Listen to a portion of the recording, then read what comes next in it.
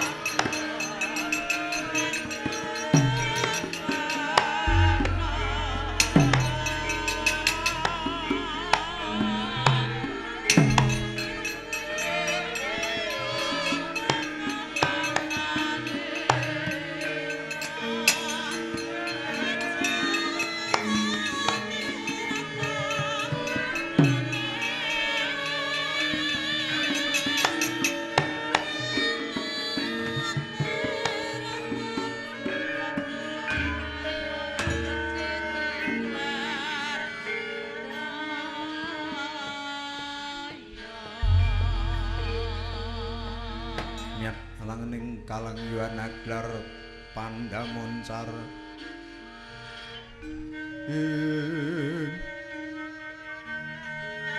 soroting kekoneng suremtan padang kasoran pajaring purnaming gegono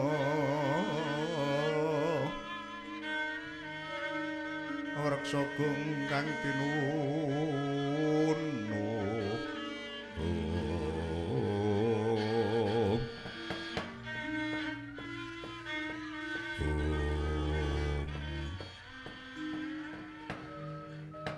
anak kulanang Donopati prayogakna lenggah munggir kanthi harja kula Danaraja wih pangestunipun kanthi Rama winantu karaharjan sowanipun ing putra keparingi putra nyaosaken sumi pabekti Rama iya tak trima aku yen weruh pasuryanmu kok kaya ngeglo jiblek pasuryan ibumu Lokawati utawa Lokati duwe ngono iku lho ana wigati apa kok kapinujon bisa temeka bebarengan ana pertapan bebarengan marang adimu ora samar Yayi Dasamuka ing tumeka nang papan kene yo kowe arep apa sabar Dasamuka karo sedulure tuwa kok kaya mengkono iki kepareng munjuk atur wonten sanipun Rama Penemban kepiye nggih anggen kula sowan wonten pertapan geger penyu kula namung badhe ngaturaken watakipun Nyai Dasamuka ingkang Singanangkara murka ngombro-ombro Rama Penemban jeneng menika putranipun Rama Penemban ing saking Ibu Sukesi senajan kula menika klebet kadang werda nanging kula mboten kedugi upamiyata kula menika memulang dhateng Yayi Dasamuka aku ora njaluk wulangan Kakang Daraja kowe arep apa yen pancen Rama Penemban badhe biyantu Kakang Daraja ateges Rama Penemban mboten adil dhateng ingkang putra mengko dhisik to kowe sabar saknyatane dosa iki Dasamuka iki mau mentas matur ngersanipun Rama kula ngenani babagan kesugihaning alam ing negara Lokapala iki para Rama awit ing atasipun negara Lokapala menika tilaranipun Kanjeng Ibu Lokati menika saking Eyang Prabu Lokadewa wis manten ing pengangkah Yayi Dasamuka badhe nyuwun kesugihan alam klebet gunung inten kanthi watu candi pesarian naga ngangsa lan senes-senesipun malah wulup wetuning bumi bulu bekti negari Lokapala supados lumintu dhateng negaring Ngalengka Ndiraja menapa nganten menika kenging dipun wastani sedulure Danaraja Dasamuka Titibrani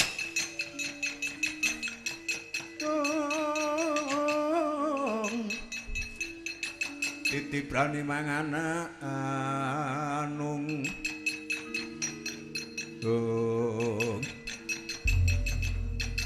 Kakang Danaraja apa Yai mumpung iki ana ngarepe Rama Panembahan tak baleni meneh yen kowe kepengin dawa umurmu tak jaluk sugihaning alam negara Lokapala bulu bekti kudu lumintuh ana negaraku ing Ngalengka Ndiraja oh Yai aja tok anggep pun Kakang ora wani ngadepake watake Dasamuka ingkang angkara murka ayo jaluk punjung kepladru wes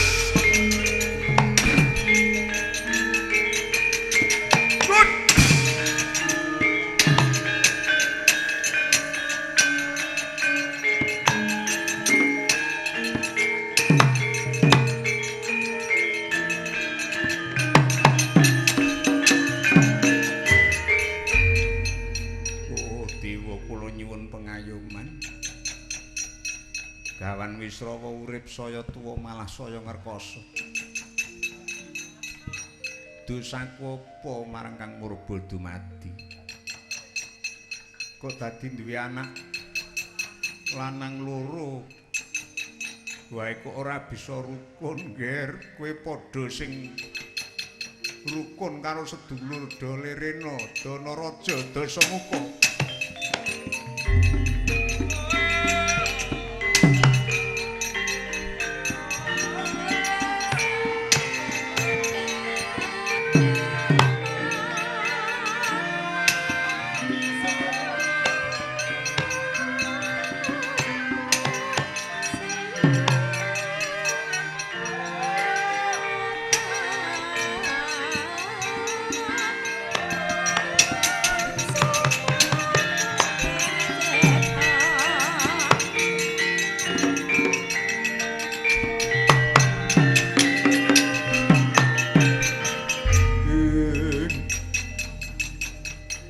Brani mangan anung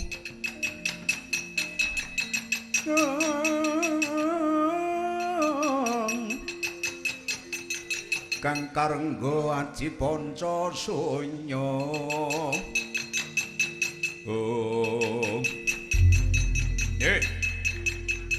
kowe ratu pikun ngeling ngono yen kowe iki ora duwe daya apa-apa Kakang Danaraja. Ewa semune kepengin njaluk tak babat pedhang Mentawa. Arjuna oleh ngukui kesugihaning negara Lokapala. Wah, Dasamuka. Kowe yen ora Danaraja sing paring pengajaran watakmu ingkang angkara murka ora ana. Kepiye? Kowe jele urip, ora sah Kakang wis dijajal kene merganing padimu tanpa skill kepal.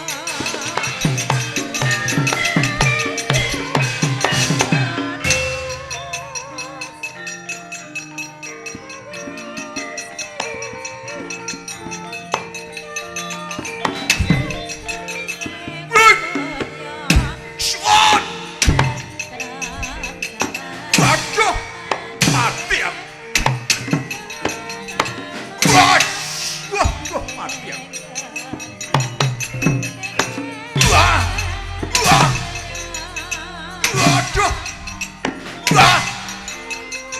Wah! Mati aku.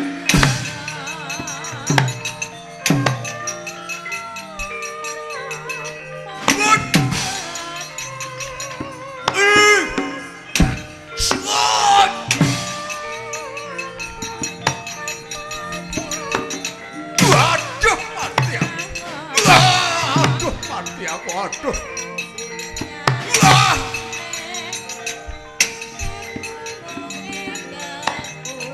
Wah! Wah, mati ya.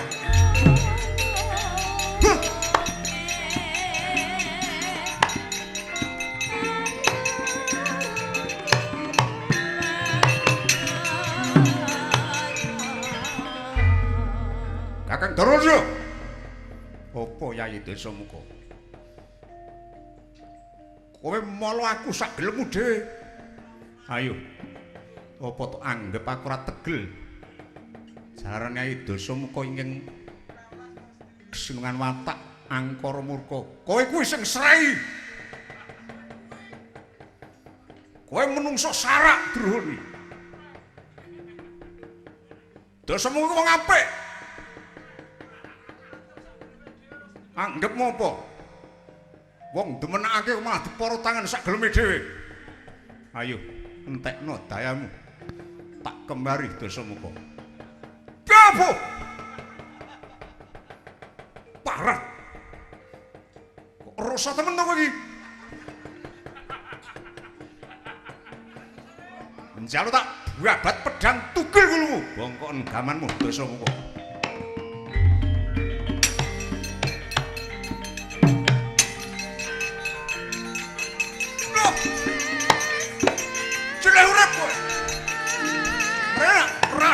Rajang bantemu.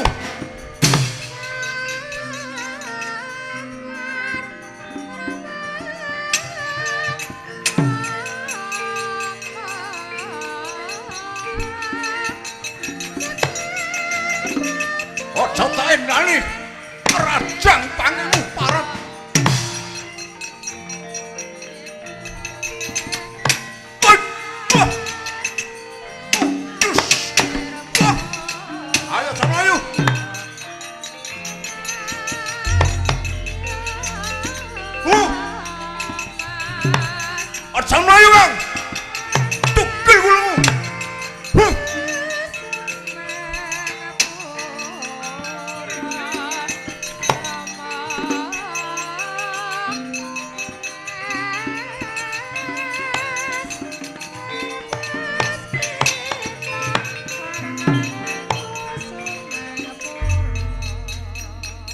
Perlu ciutraimu kowe Kakang Darawati. Ora perlu modar tak jur nganggo pedhang Mentawa. Aja tok anggap aku kalah mungsuh karo kowe Dasamuka. Nyatane wis ciutraimu. Kulo delon pedhangku. Iki wis tau tak nggo mateni wong pirang-pirang ewu. Waktu karo tak nggo gawe nugel gulumu. Kacarita Prabu Danapati sigra nyandak sepat kandel wujude gandhik watu cani. Ing kono kaya ngapa dayane pedhang Mentawa prandene saben tinangkis. Dening gandhen watu cani satemah pedhang Mentawa ora ana dayane. Saben lena ing kono Prabu Dasamuka nepruk gandhik watu cani satemah jungkel kapisanan.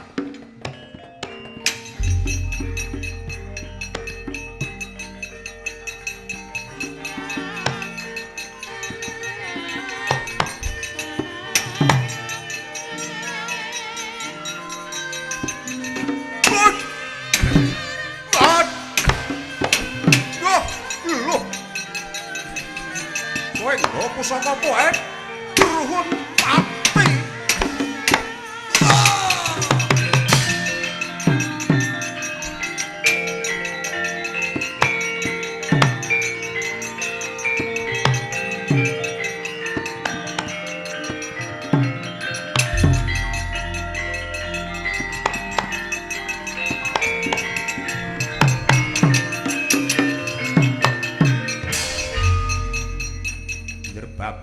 gapane lemah Prabu Dasamuka kinepruk gandhik watu cani semaput Prabu Dasamuka bahanipun Narendra Sekti Mahabharata inguni iku putra siswane Sang Gawan Wisnu Kapiwara tetela bawanipun Dening Tumking Pati saya dangu katyuping samirana emut padha sakewaluya temeng jati amuk Kakang Taraja.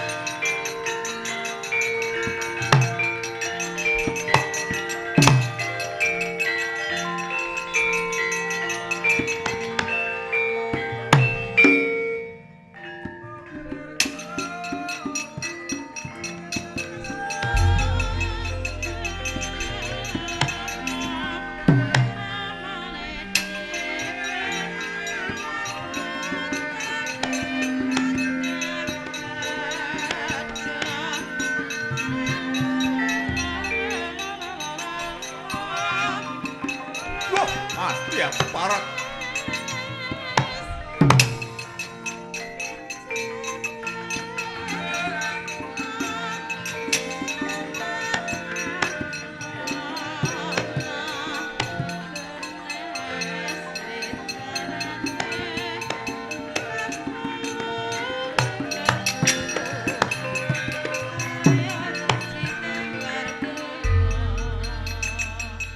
panjenengan wong tuwa sing ora adil karo anak. Miyan batin biyantu Kakang Daraja.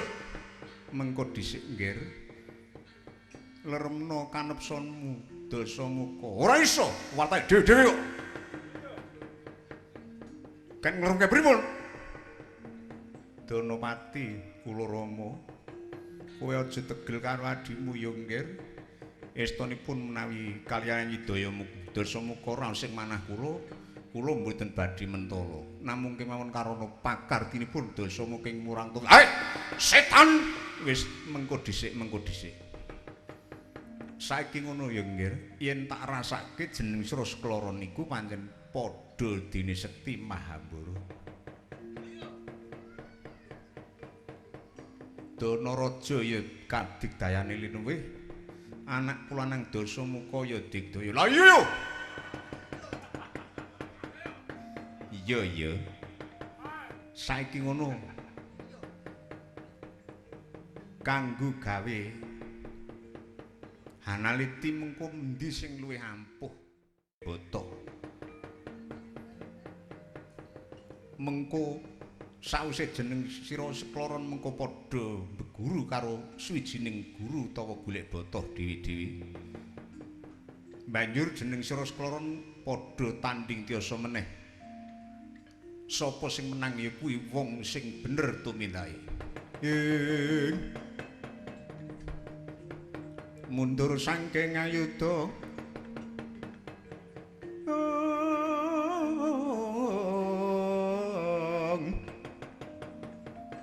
umyang gumur swaraning prajurit.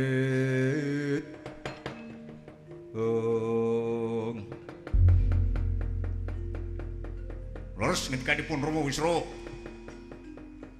Yen nganten dal menika kula badhe mlaya bumi. Kakang Dalwati, apa Dasamuka? Ayo golek boto dhewe-dhewe. Sawise aku lan kowe mbeguru. Pestekno mesti aku sing menang mungsuh karo kowe. Bisa kelakon kowe tak pateni. Ateges aku wong sing apik, wong sing bener. Wong sing demenakake. Ora kaya kowe nyelkudis. Negara dijaluk ora oleh. Rama, Yen mekaten kula nyuwun pamit kula ugi badhe nindakaken dawuh pangandikanipun Rama Penemban. Kula badhe pados bata naya sipat kandeling anggil kula badhe brasta watak angkara murka ing sinandhang Nyai Dasamuka. Piye? Pimengko rak ping pasulayan meneh wis padha golek bata dhewe-dhewe muga-muga jeneng para tumrip pikantuk wewengan.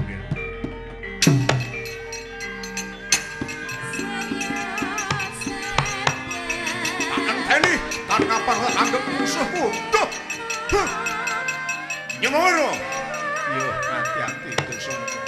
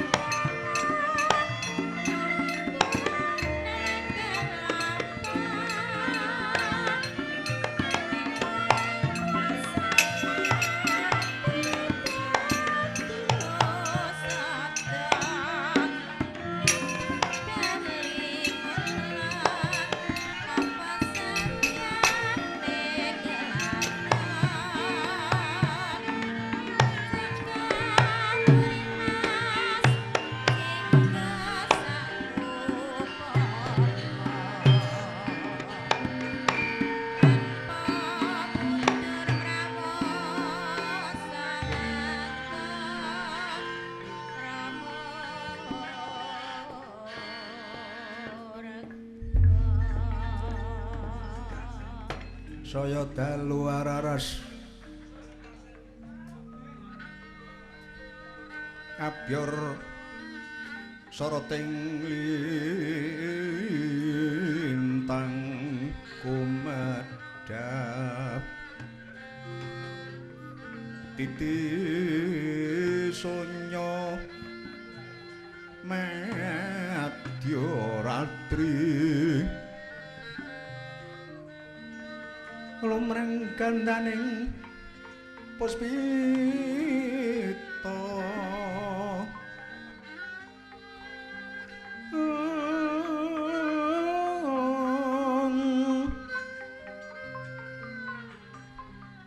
sang Dwijawara ambreng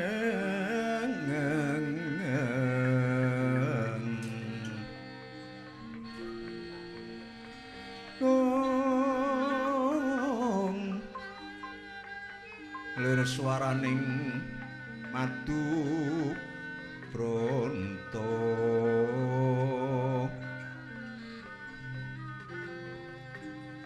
mansung sarining puspita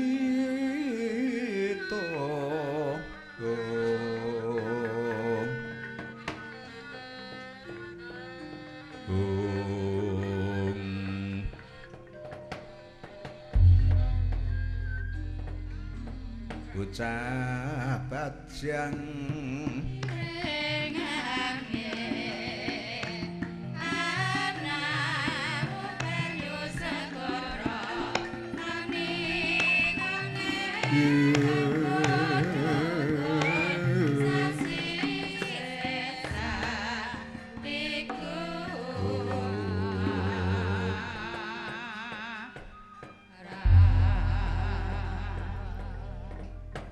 wiwiting klopok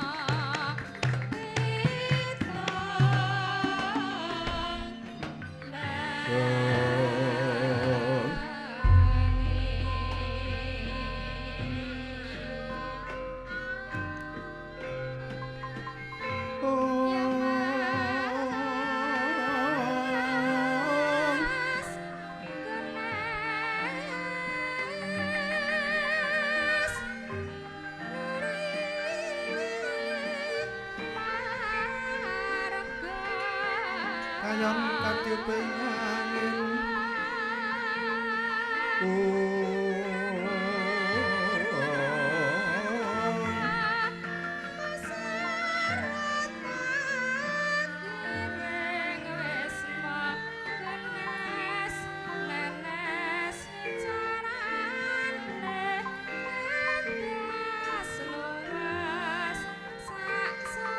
Jumyang suaraning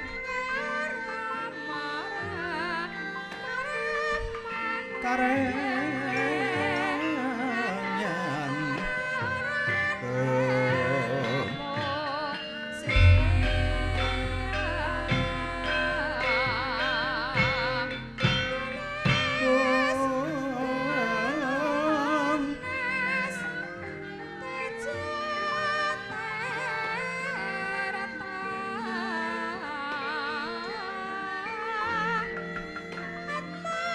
Jangan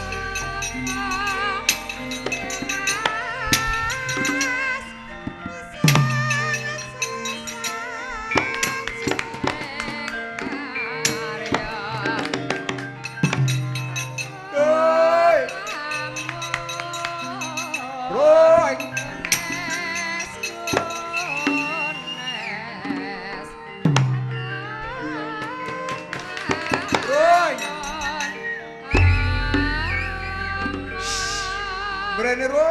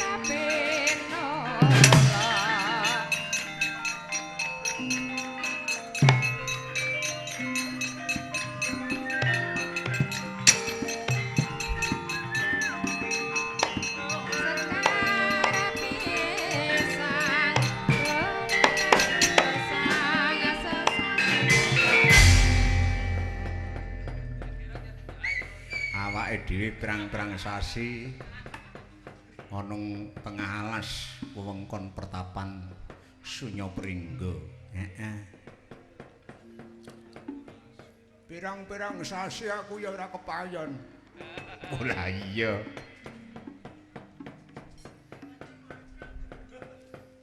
Gandeng awake dhewe Swita Pendhita ndelalah Pendhita kethek. Elek kok penemune Subila iki. Subila kepiye? Kae lho pendhita sing gandul kae lho. Pirang-pirang sasi tapa gek gandul. Ndase ning isor. Ya ora elek pancen biyen-biyene gawan Subali ki ya biyen-biyene menungsa. Heeh. Gandeng penemune mrosal yo dadi kethek. Ha iya. Ya muga-muga kena dienggo gawe pengeling-eling karo Rombongan sapa wae sing do duweni watak mrosal, muga-muga do dadi kethek. Lah kok njur malah mucik-mucikke Rombongan. Kathokmu abang ta, Dok? Heeh iya.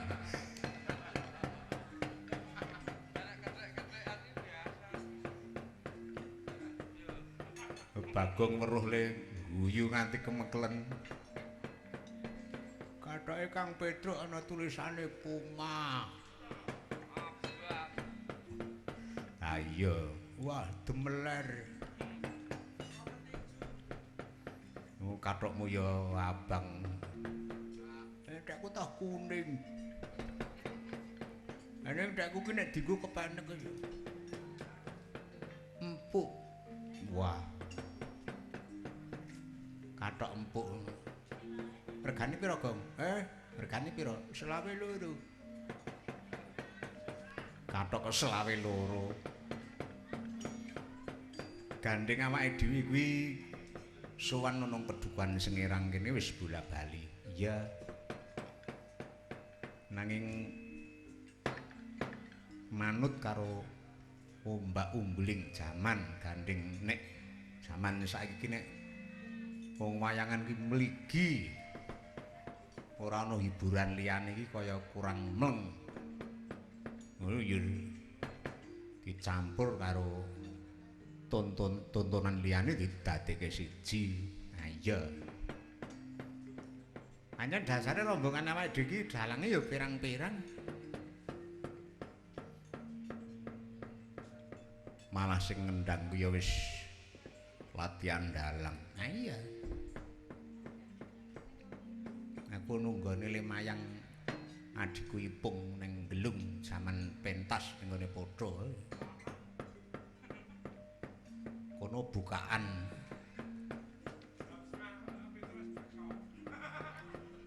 Metu ratu mbane mban renteng. Tak den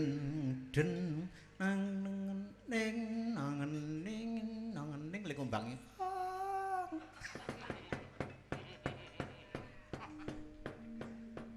Yo le ratune ta, Tru? Heeh. Diringke karo mban renteng kae. Mbane iki kuwalik ndase ning kono. Yo mlakune iki mundur, kae iki kepiye bocah kae.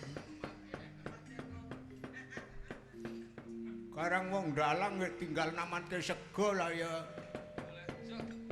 Kumyur. Ya mbak-mbak sing adikku ipung sing kendang ku ya nek nggon gending ya taman. Ning senengane sok alus-alus sing ora garapan-garapan. Nek nggon gending garapan, lelagon garapan saiki sok gampang mumet. Oh ipung. Biyen tau garap maratuwane biyen. Gending kok.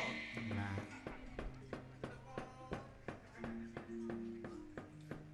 Ya adikku iki, adikku Margia.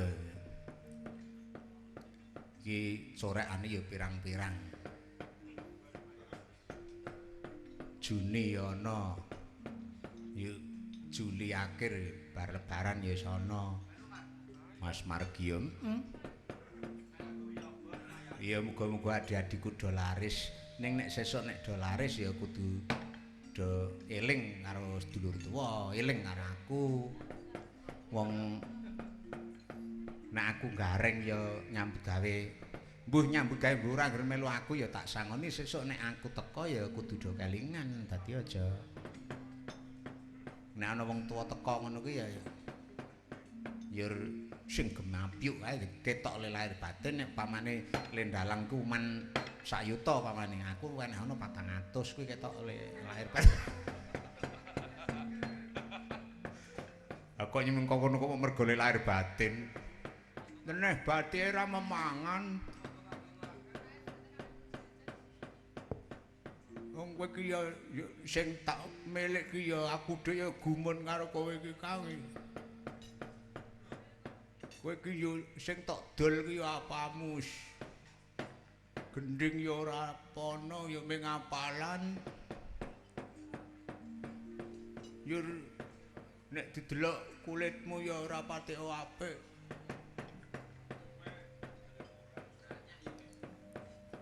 Ya men le. Nek sing jenenge wong dalang ki sing biji ki masyarakat akeh.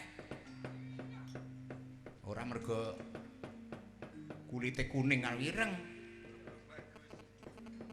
Lah ireng kok nek duntang kon gareng apa?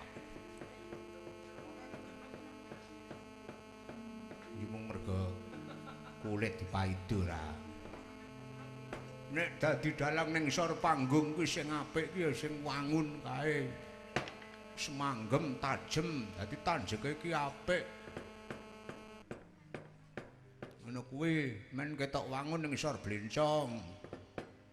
Ngono. Syukur disemut kowe. Dadi dalang ndase mentil. Ora ngandhake sirah meneh.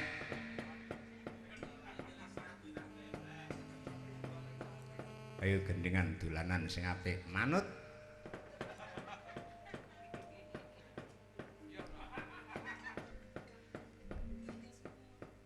Aku njaluk tok rengeng-rengengke. Ya. Sing tak seneng iki Ronul kejaba mung lelagon enthik-enthik. Lah iya. Aku ya seneng. Iso gong kowe. Enthik-enthik iso. Pinter wae. Enthik ketepu. Aku rak emplek-emplek ketepu. Enthik ketepu wong lanang golek kayu. Ala waya golek-golek kayu. Ala waya golek-golek kayu. Jalalilo. Golek kayu aja lalilo. Golek kayu. Golek kayu wong lanang mbok aja meneh. Ala waya menek-menek pariem. Ala waya menek-menek pariem. Cangkeme. Menek-menek pisan ngono kok menek-menek pariem.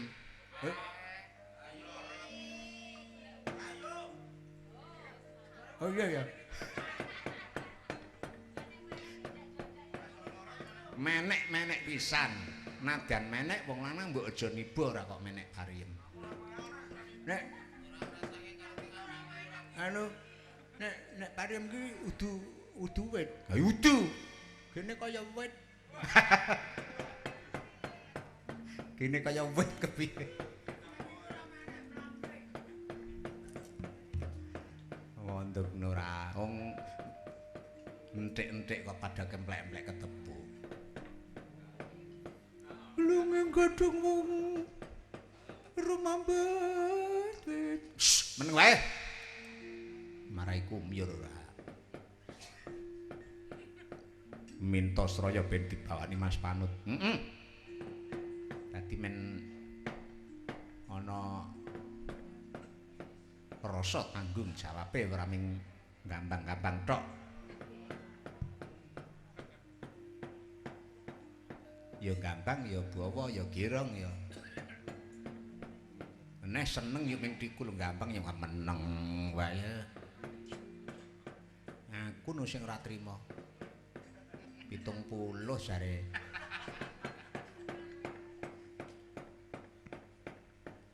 Ana dongeng enthik-enthik. Nek sing bener ki entil-entil. Enthik-enthik kok entil.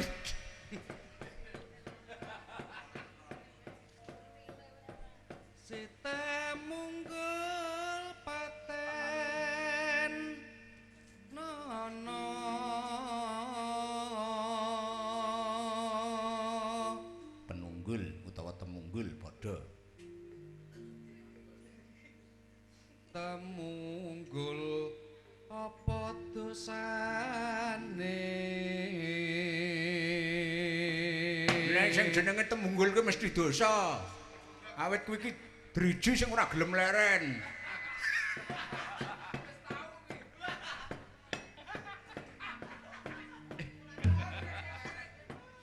Ora ngandel takono Kang Samijan karo Parmi biyen kepiye?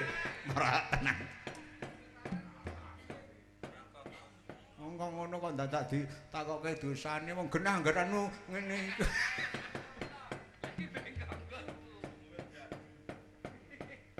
Angungkuli ing sasama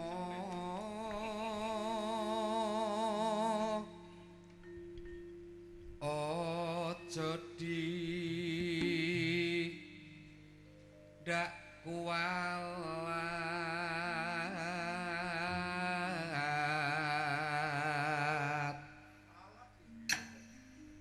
Kualat lha ora ngenehi aku kok. Nek wong do madhang kok ora kelinang sedulur.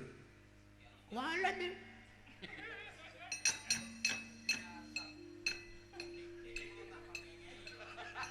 Pira bara ayame kampung iki dibagihke aku piye.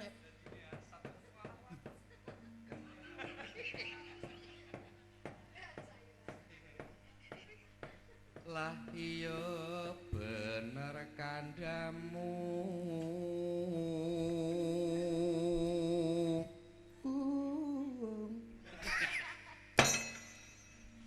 Ngon meneng bae. Lali sumber kedewasaan.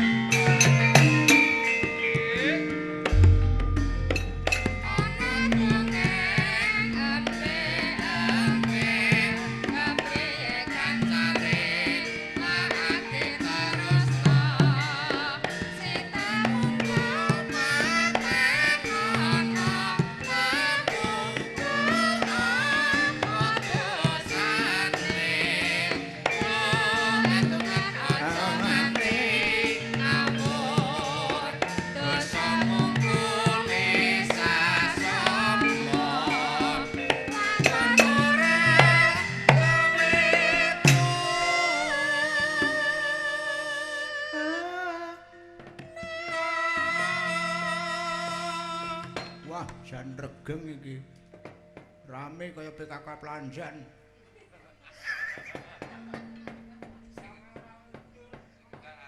Ayo. Nganti sak werna. Jadi ndak kuat lah iya bener kandhamu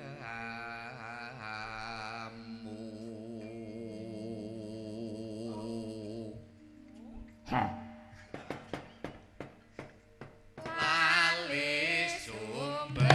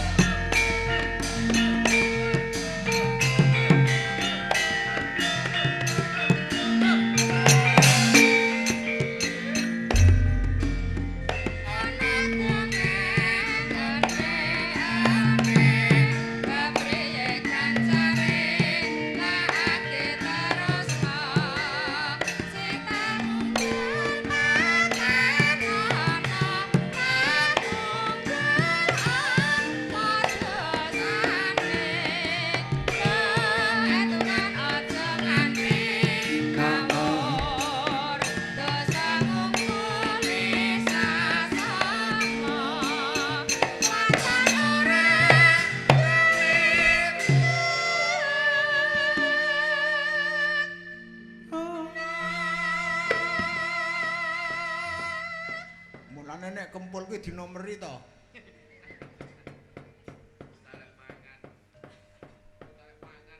Mangan ora leren-leren kaya. Le mangan ki leren. Aku jaluk.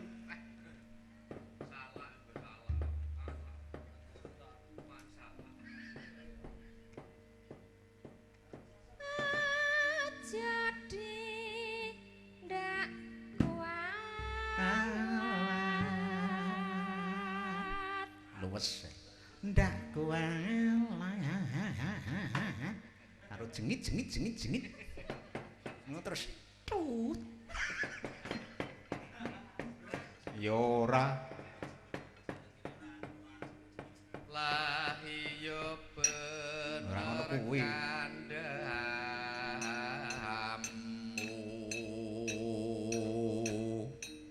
lali sumber kedewasaan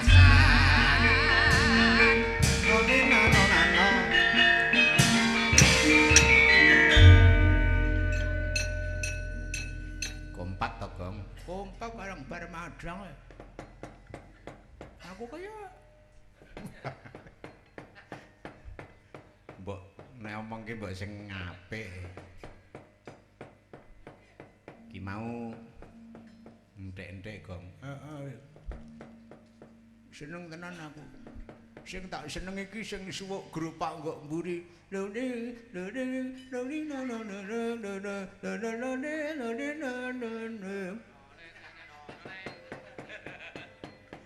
Wong lambe iki nek dipaske apa nggon gamelan ki angel. Ora mung lambe.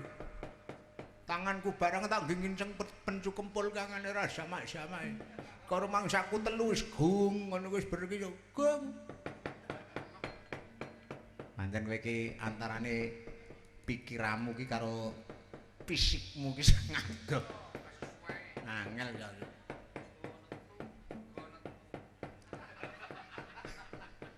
Dilala kok Bagong Indra. Heeh. Nek digonep tuh ki ya ngono kuwi pancen.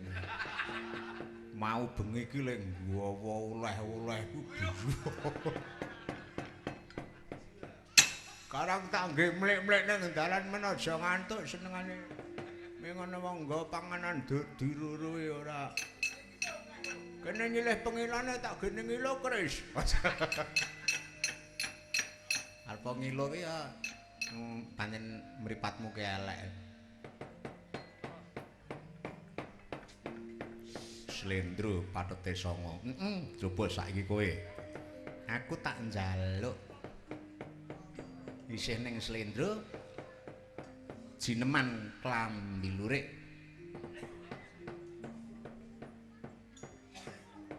Oh iya. Mumpung ibu-ibu waranggana isih sumadya. Wis kono kowe do gendhingan sing apik aku tak maca SMS. Apa?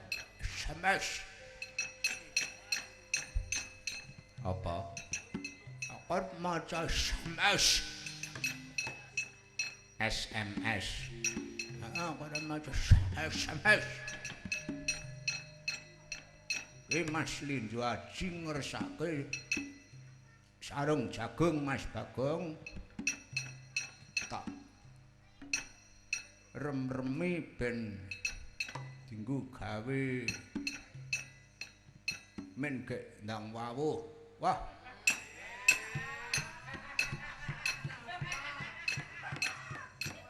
Aning ya padha wae arep ngrem-remana kono-kono ora ngrem-remi aku ya.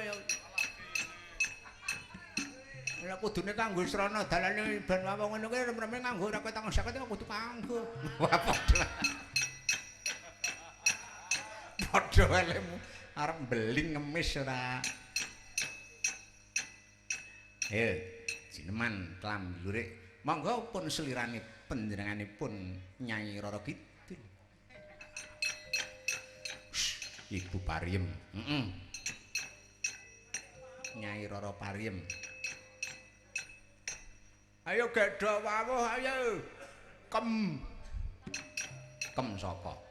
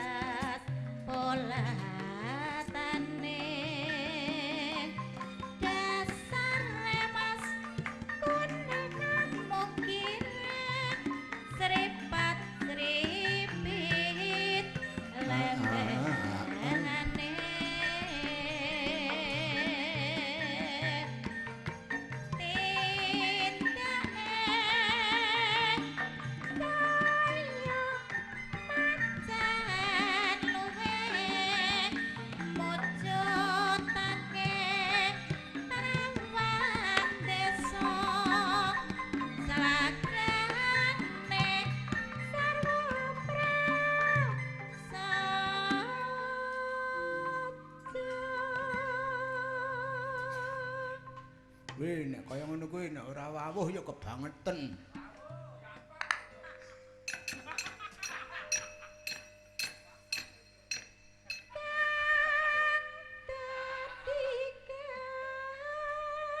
Ah, dibaleni meneh.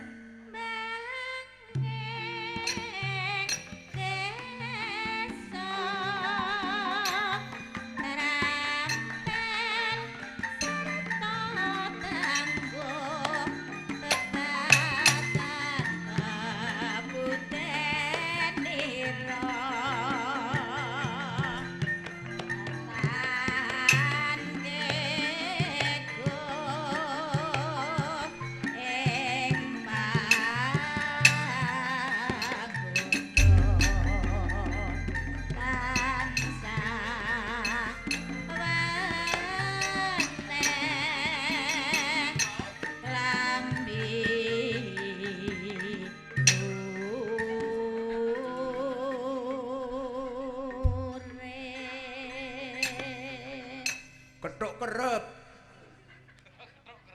Kenong papat. Ya, pokoke Bu Pariem terus. Heeh wae. Wong ben wanuh kaya kok. Men saya amba.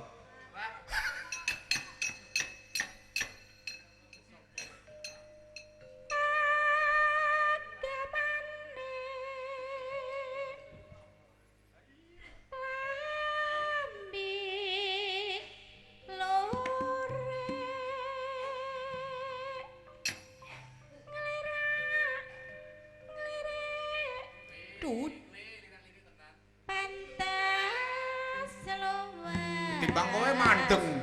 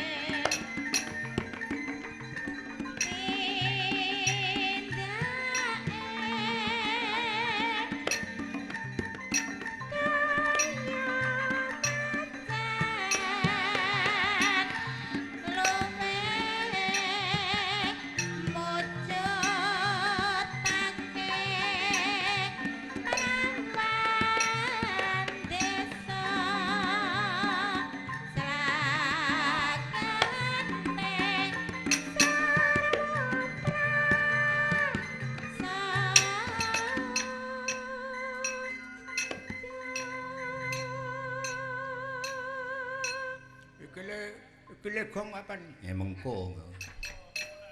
Aku ki selaku menser lak kepengin gek gong ngono gek bledreng ngono malah. Ora ana swara gong kok bledreng. Mboten nek ngendika sing sae niku pripun to? Heh, Nek ngendika niku mbok sing sae-sae mawon. ya. Lah aku omongan lek ngono biyen-biyene sing marahi koyo kaya dadi ya. Oh lah nggih.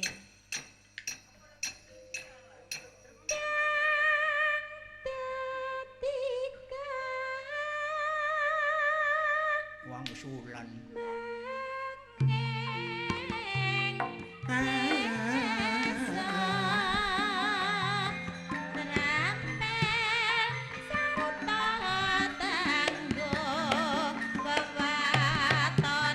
Belah.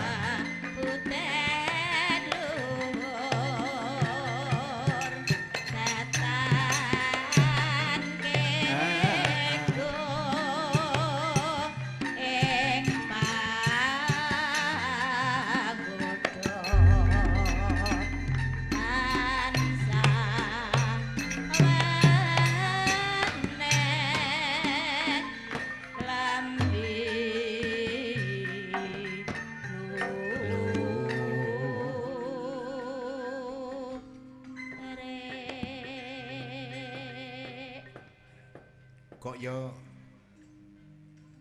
aku gumun karo olehmu eling kuwi lho. Apa ta, Truk? Penjalukmu ki werna-werna. Kaya keling-kelingane. Aku ki wong elingan kok.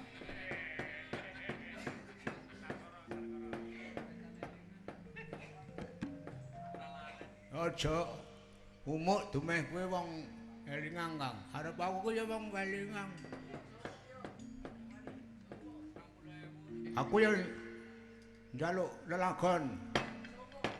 Apa? Ya, njaluk lagu apa? Pelok barang aku. Hmm. Aku nek ora jineman perkara ora bae. Kuwi. Lemune kelingan. Sarkara. Aku nek kon tiru-tiru ora aku. Nek aku perkara jineman Sarkara ku wis umum, len jenenge Sarkara. Monggo Bu Kresna mang paringi jineman perkara Bu. Ngeyel.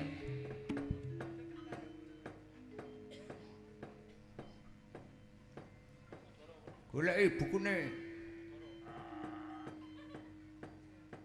Nah. Lah ya kuwi, lah sing halaman 14. Kuwi sing pojokane no gambar mincuk. Kuwi. Dindingane saka 3.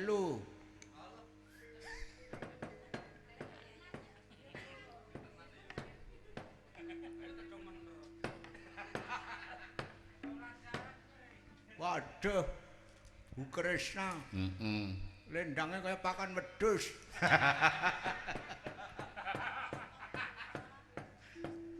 Apa-apa dilokke. Aku seneng le ijo. Ah iya.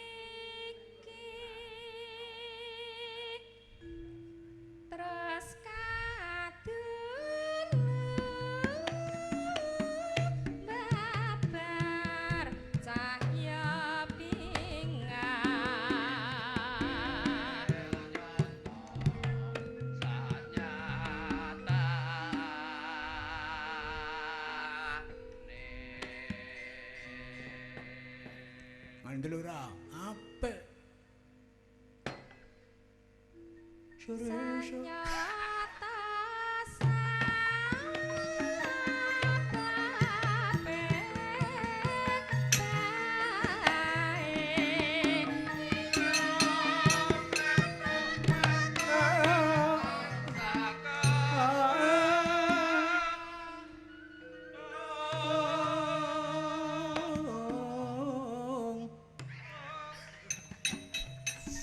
bocah kejan.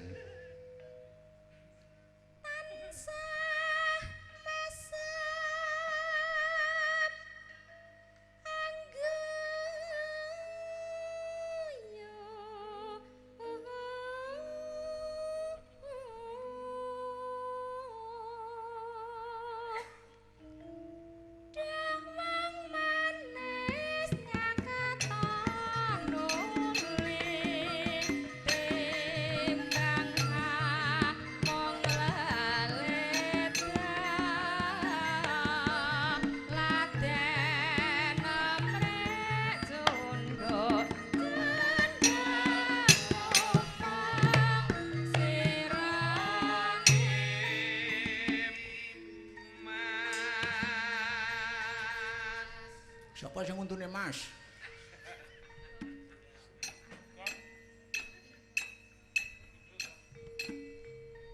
Kendarom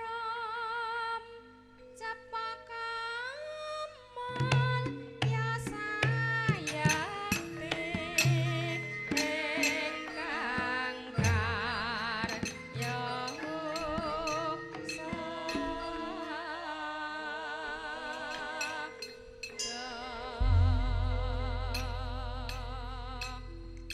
Gitu candake lelagon gugur gunung. Anu sarung jagung. Sarung jagung, Ding. Ah iya. Iki ana tulisan gek dipinangkane lho Mas Bagong. Mangke ndak mlengut niki enten rezeki. Wong-wong misal catering ning rumah dinas Bupati Mas Bagong kula pinto piyambak. Nggih, matur nuwun. Mas Bagong niki kula caosi glinding-glinding bakso. Alah. Walah glinding-glinding iki sathekku.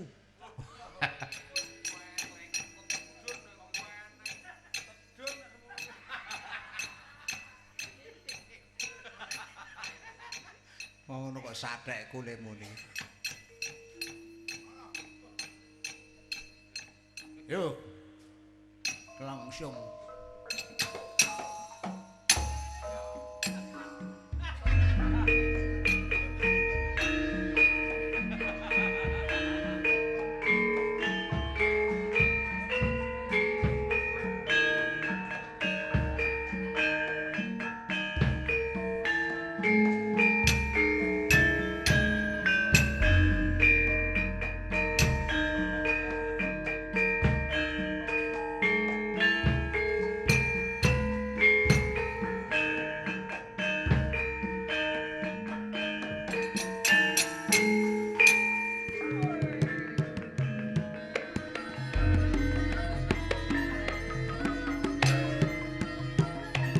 Sarung jagung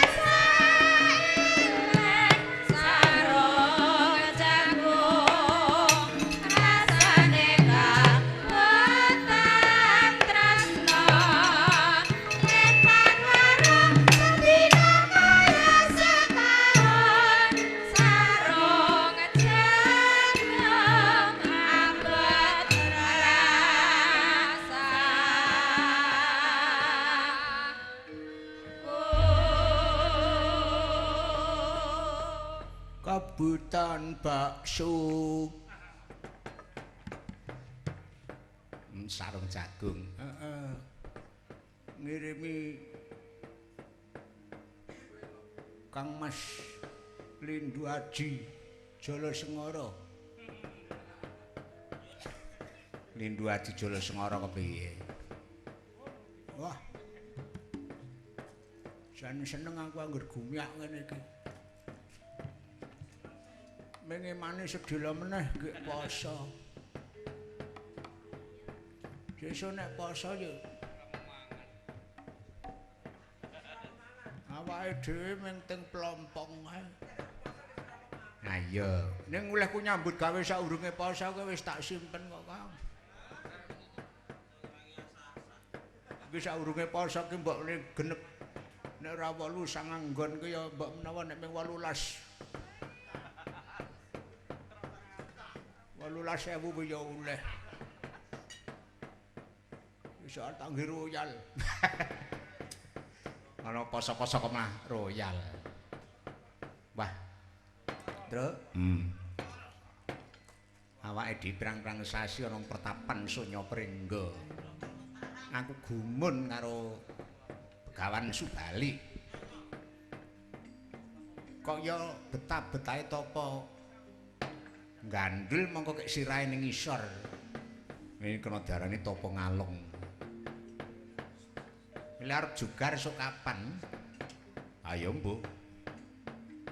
Ayo, kalau wis diceraki bapak. Gumunung ana sak ngisoreng wit.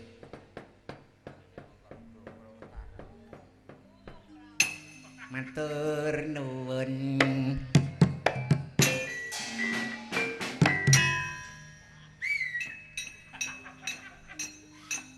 Waduh. Rezeki, Truk. Ah iya. Aku arep njaluk ibu sing wedok.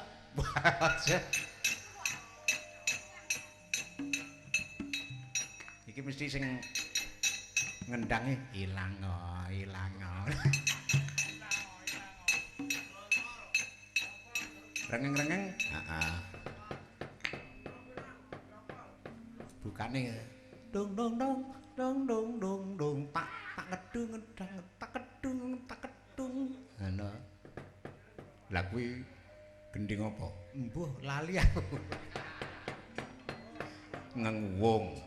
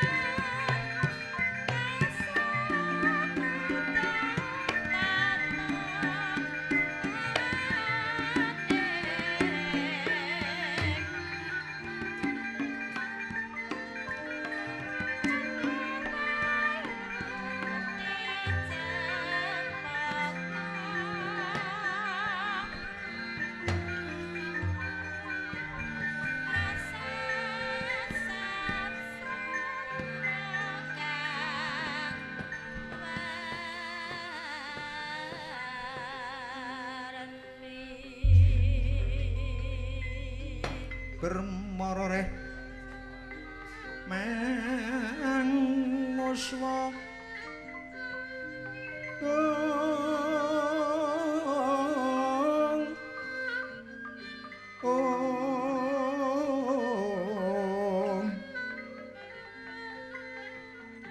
amung ambrengeng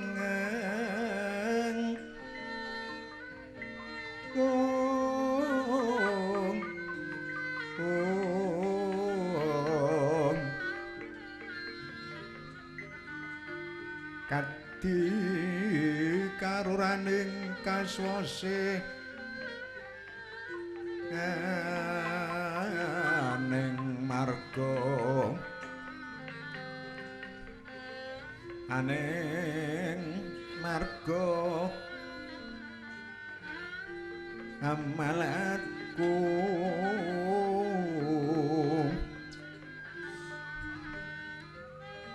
leng-leng lalu angulate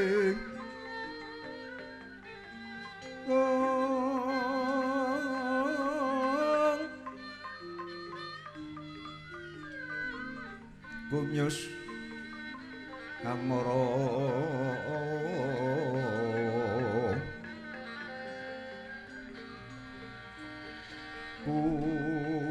gumyus amara ya anto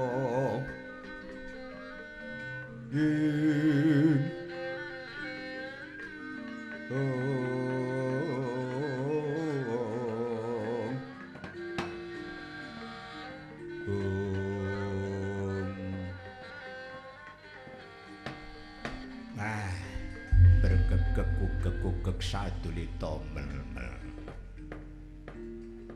Reng Petruk lan kowe gong nggih Pak nggih Pak pripun Pak awake dhewe iki wis suwe nggih ana Ngalasuna Prenggo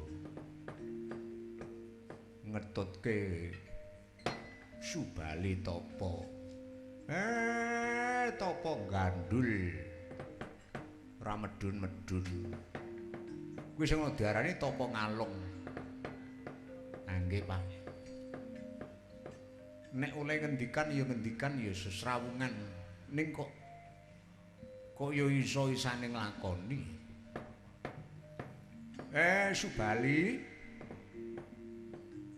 Subali aku tak takon karo kowe Subali kowe kuwi yen mungguing kadigdayan ya wis ora kurang nalika taun kepungkur kowe iso ngalahke Prabu Lembusura apa dene Prabu Mahesasura lan Patih Lembusura Narendra nggo Kisrendra nganti kowe ngepenakke uripe adimu Si Sugriwa ning prandene tekan seprene kok kowe isih tapa ngalong Janjane karepmu kuwi kepiye aku tak takon li. Oh iya Subali. Tak rewangi bapak, aku sak dulur kedarang-darang ngetutke kowe. Mangan ya ming sakanane, nek nerak wowan ya tak pangan wowoan. Tak rewangi aku bedak kewan alasan saiki wis entek bendina tak buru. Wis saiki aku njaluk cethani. Kowe iki nggayuh apa? Terange kowe nggayuh apa Subali? Gong.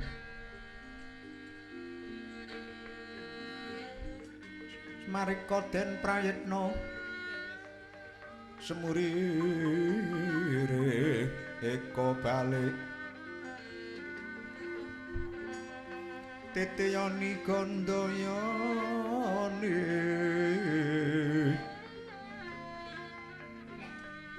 tresanya purnama sasi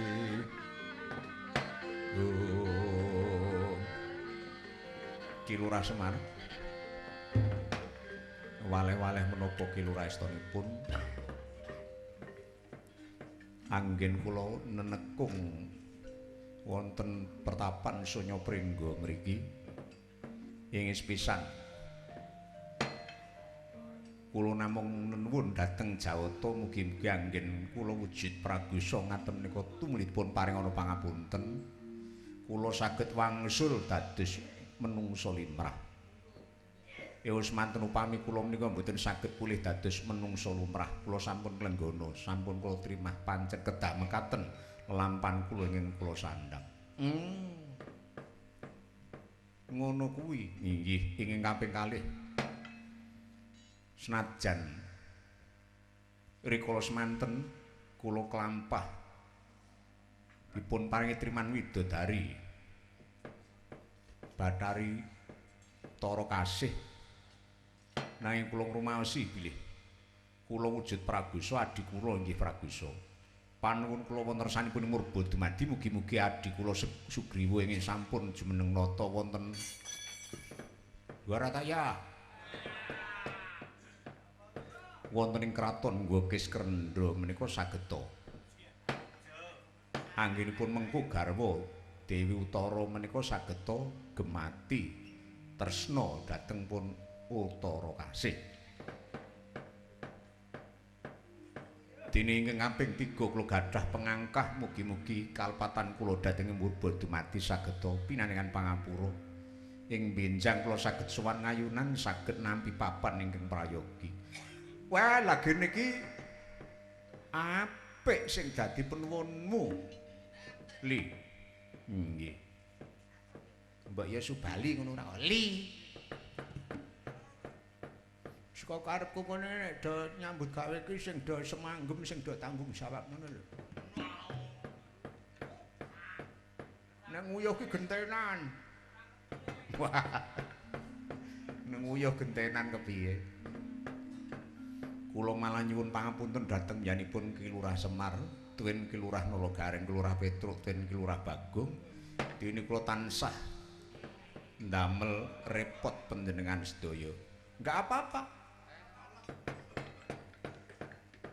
Ora apa-apa, ora apa-apa. Ning aku uga duwe penjaluk. Nek kowe duwe tekad, duwe penuwun kaya ngono mau lambarana kanthi cara resik atimu. Nek pancen lambaran ati kang suci, lah ya. Bakal jinangkung, ya ora Ren. Iya, mesti bakal jinangkung Subali. Jinangkung mertabate pepitu kaki among nyamong kaki bodho media mangsa bodho anggone momong rina lan wengi aja nganti kono godha rencana wiwit pengandhap dumugi sak paminggih.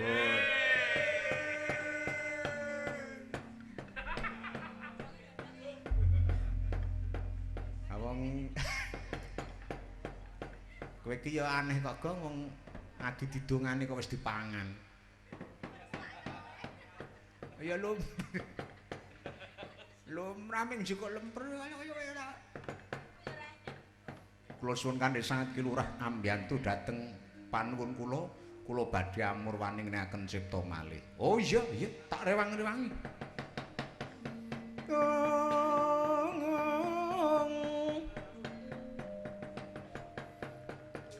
Sing saya dalu raras abyara sarating lintang kumedam titi sonya madya ratri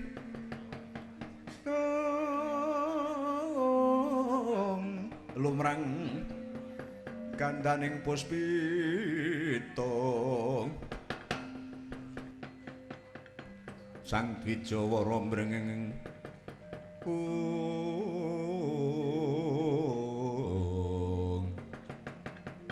lir swaraning madu branta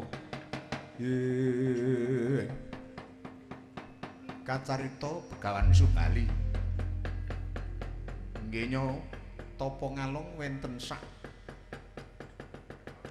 panging mandira kang kelangkung ageng Siglamurwani Semedi kabyantu perpat punungawan nenggih kang anglang wenten ngangkasa Narendra Kalkonduraja Prabu Dasamuka nggih ngambah Jumantara arsa ngupaya bata ngungkuli Begawan Subali nggih tapa ngalong saka dayane sang tapa ingkang keteling kono